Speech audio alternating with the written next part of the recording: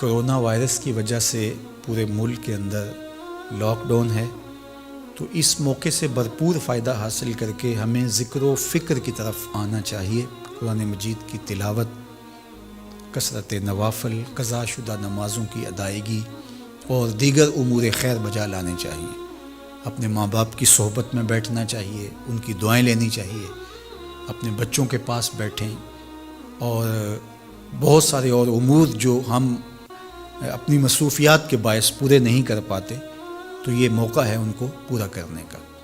لیکن اس موقع سے ناجائز فائدہ حاصل کرتے ہوئے بہت سارے لوگ اپنے مکانوں کی چھتوں پہ دھاتی تاروں کے ذریعے پتنگیں اڑانے کے شغل میں مصروف ہیں، تو اس شغل سے خدا را باز آئیے۔ یہ موقع ایک دوسرے کی مدد کرنے کا ہے، نصرت اور اعانت کرنے کا ہے، نہ یہ کہ مکانوں کی چھتوں پہ کھڑے ہو کے آپ خونی کھیل کھیلیں اور دھاتی ڈور کے ذریعے سے لوگوں کے گلے کٹیں اور لوگوں کو نقصان ہو۔ تو اس سے خدا را ہمیں خود بھی باز آنا چاہیے اور اپنے بچوں کو بھی اس سے روکنا چاہیے، ان کی حوصلہ شکنی کرنی چاہیے۔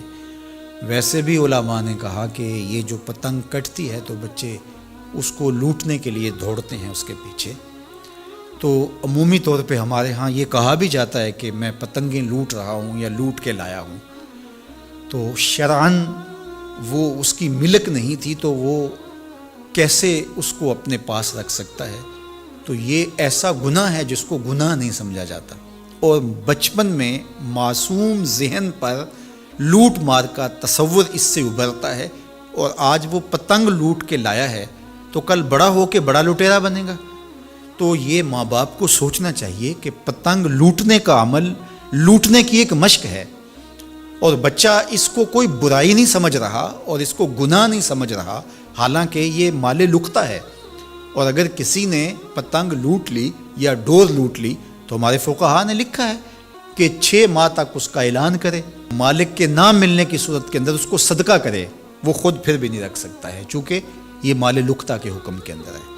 تو عمومی طور پہ ہم بچے کو بھی شاباش دیتے ہیں، اس کو بڑا دلیر قرار دیتے ہیں کہ اس نے اتنی پتنگیں لوٹی، آج اس کا یہ کمال ہے۔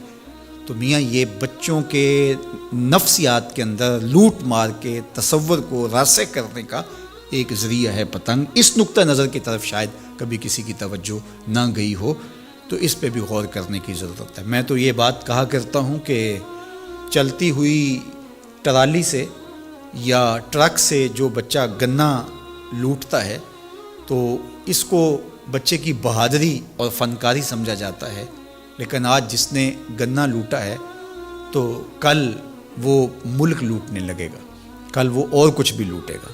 تو یہ چونکہ جب برائیاں شروع ہوتی ہیں تو بڑے پیمانے سے شروع نہیں ہوتی، چھوٹے پیمانے سے شروع ہوتی ہیں۔ تو پتنگ لوٹنے کا تصور لوٹ مار کی طرف لے جانے والا ہے، اور دوسرا یہ قاتل ڈور کتنے لوگوں کی زندگی کا چراغ بجھا دیتی ہے، اور کیا گزرتی ہے ان ماں باپ کے اوپر جن کا لخت جگر، جن کا بیٹا ان کے ہاتھوں کے اندر دم توڑ جاتا ہے اور گلا کٹ گیا ایک ڈور سے۔